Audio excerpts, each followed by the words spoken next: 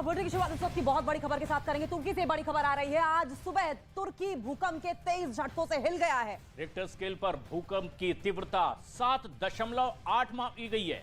भूकंप से दक्षिण पूर्वी तुर्की में भारी नुकसान की खबरें सामने आ रही है। यहाँ कई इमारतें भूकंप के चलते गिर गईं। सीरिया में भी भूकंप से कई इमारतें ढहने की खबर सामने आ रही है। तुर्की में अब तक 53 लोगों की मौत की खबर आ चुकी है, जबकि सीरिया में 86 लोग भूकंप से अपनी जान गंवा चुके हैं।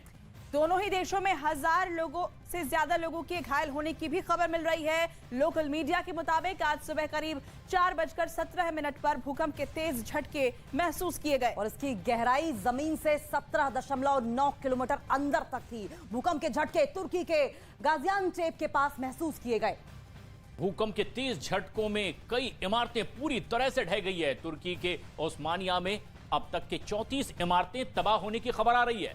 इधर तुर्की के राष्ट्रपति ने ट्वीट कर बताया कि भूकंप से प्रभावित क्षेत्रों में रेस्क्यू अभियान जारी है। तुर्की ने दुनिया भर के देशों से मदद की अपील की है। राष्ट्रपति ने लोगों से अपील की है कि वो अपने घरों में न जाएं। और इसीलिए भी ये हिदायत दी गई है क्योंकि बड़े भूकंप के बाद में तुर्की में अब तक के 6 छोटे भूकंप भी आ चुके हैं और इससे भी नुकसान की आशंका है। तो तस्वीरें वहां से जो सामने आई है वो बेहद भयावह है। 100 से ज्यादा लोगों की मौत की खबर मिल चुकी है। 800 लोगों के घायल होने की जानकारी मिल चुकी है और जो इमारतें धराशायी हुई हैं उसमें अभी कई लोगों के फंसे होने की आशंका भी जताई जा रही है। रेस्क्यू ऑपरेशन वहां पर चल रहा है, लेकिन रेस्क्यू ऑपरेशन में भी तमाम तरह की दिक्कतें पेश आ रही हैं। देखिए, सुबह 4:15 बजे पहला झटका जो कि 7.8 तीव्रता का बताया जा रहा है।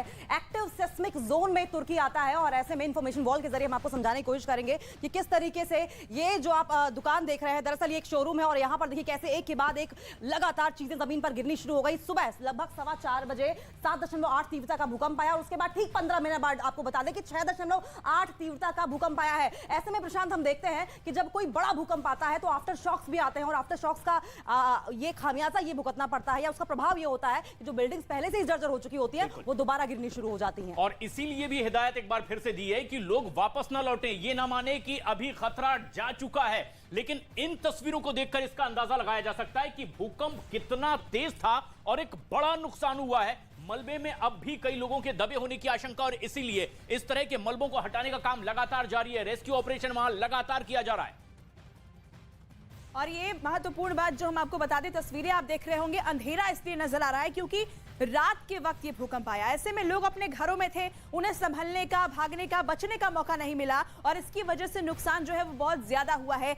कई इमारतें गिरी हैं और उन इमारतों के मलबे में अभी भी लोगों के फंसे होने की जानकारी मिल रही है। तस्वीरें आप देख रहे हैं किस तरीके से न सिर्फ तुर्की में बल्कि आसपास भी भूकंप के झटके महसूस किए गए और इसकी तीव्रता 7.8 मापी गई, जो कि बेहद खतरनाक है। अंकित, और जिस तरीके से आप बता रही हैं कि खतरनाक, दरअसल पूजा ये एक्टिव सेस्मिक जोन में आता है और टेक्टोनिक प्लेट्स जब टकराती हैं तो फॉल्ट लाइन बनती है और फॉल्ट लाइन के पर ही माना जाता है कि तुर्की और ईरान बसा हुआ है। और पिछले हफ्ते भी अगर आपको याद होगा तो तुर्की और ईरान के बॉर्डर पर हमने 5.8 तीव्रता का भूकंप देखा था। और एक्टिव सेस्मिक जोन का क्या मतलब होता है आपको बताते हैं। दरअसल ये जो टेक्टोनिक प्लेट्स हैं जब टकराती हैं तो फॉल्ट लाइन क्रिएट होती है। फॉल्ट लाइन जब क्रिएट होती है तो जो प्लेट्स होती हैं वो आपस में टकराने की वजह से उनके कोने मुड़ जाते हैं और कोने मुड़ने की वजह से प्रेशर क्रिएट होता है और जो प्रेशर आता है तो ऊपर जो धरती है वो हिलनी शुरू हो जाती है, एनर्जी रिलीज होती है और उसके बाद इस तरह का प्रचंड भूकंप देखने को मिलता है।